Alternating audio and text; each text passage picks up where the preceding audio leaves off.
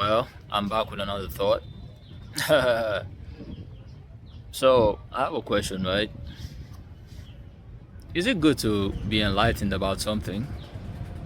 Say, for example, you came across a certain knowledge and it completely changed your worldview about things and everything all made sense all at once, right?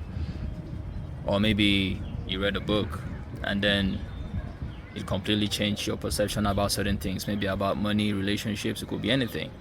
You became enlightened literally. Is that a good thing or is that a bad thing? I think we can all agree that that's a good thing. So if it's a good thing, why is enlightenment being labeled a bad thing in the Bible?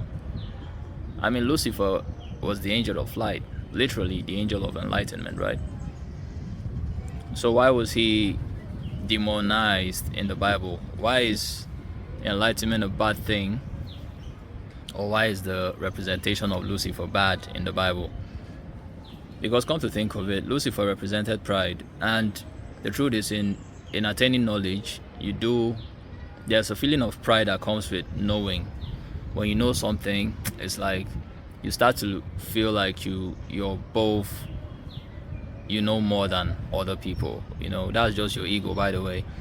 But the when you feel that way, the thing you should remember is there are other people who actually know more than you, and you're just starting off.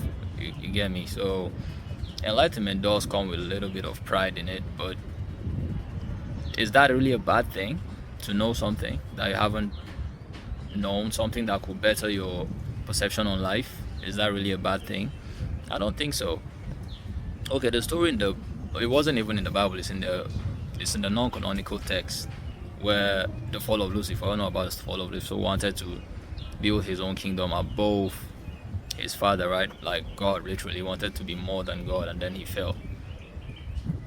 So my understanding of that is, when you were a kid, when we're all kids, if you're lucky enough to grow up in a nuclear home, I mean, your parents were literally your God. You look up to them as your gods, right?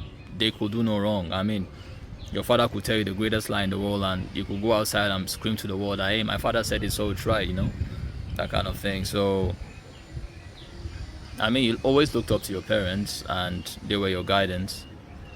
But then while you were growing up, or when you became an adult, you got to see that my parents are actually not perfect. They're actually humans with their flaws. They have their weaknesses, they have their strengths, right? So at that point, you have literally attained Lucifer. You have literally attained Lucifer because you have been enlightened. So what do? At that point, you move out of your parents' house to what? Do better than your father.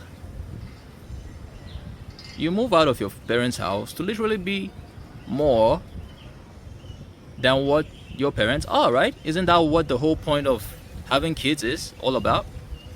To be better than what your parents did? So why is that labeled the bad thing? Unless, of course, someone wants you to be looking up to someone all the time. They don't want you moving out of your parents' house. They want you to remain in your parents' house under your father's control. Who is your father? I can't say it here. I'm sorry. I can't say it here, but you get my point anyway. So I think enlightenment, I think the Bible was actually, if you read the Bible for yourself, you find out that it's literally flipped. There are truths to it, but it's not the whole truth. And that is the problem. Do you know the most wicked thing you could do to someone is tell them half-truths? The wicked thing you could do to someone is actually tell them half-truths, actually. Give them a little bit of truth, then spice it up with lies, deception, deceit. That is the worst thing you could do to someone. But in doing that, I know there are, of course, it's an institution that benefits off guilt. So it will do everything in its power to guilt you about your imperfections. Yeah, it will do everything in its power to do that. But enlightenment is actually a good thing. And Lucifer was misrepresented, and this will not sit well with a lot of Christians, but that's because they are ignorant. They don't they don't research for themselves, they don't seek the truth for themselves. But if they did, they will really understand that the Bible was completely flipped by its head. The beautiful thing about knowing the truth is, if you actually come across it, two people might know the exact same thing, but they will not see it the exact same way.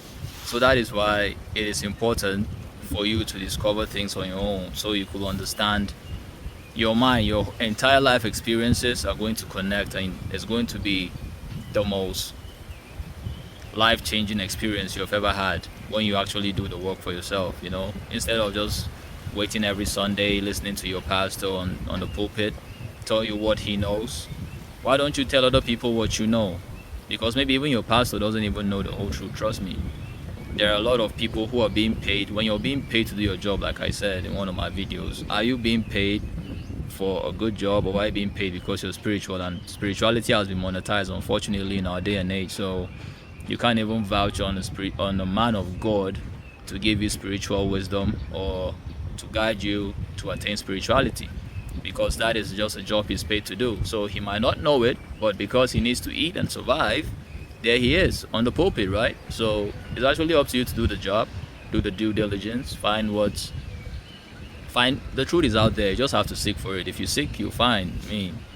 Said it, if you knock on the door, it will be open for you, and blessed are those whom the doors are open to. It's not a lot of people, it's just a few who will attain the kingdom of God anyway. But that's all I have today.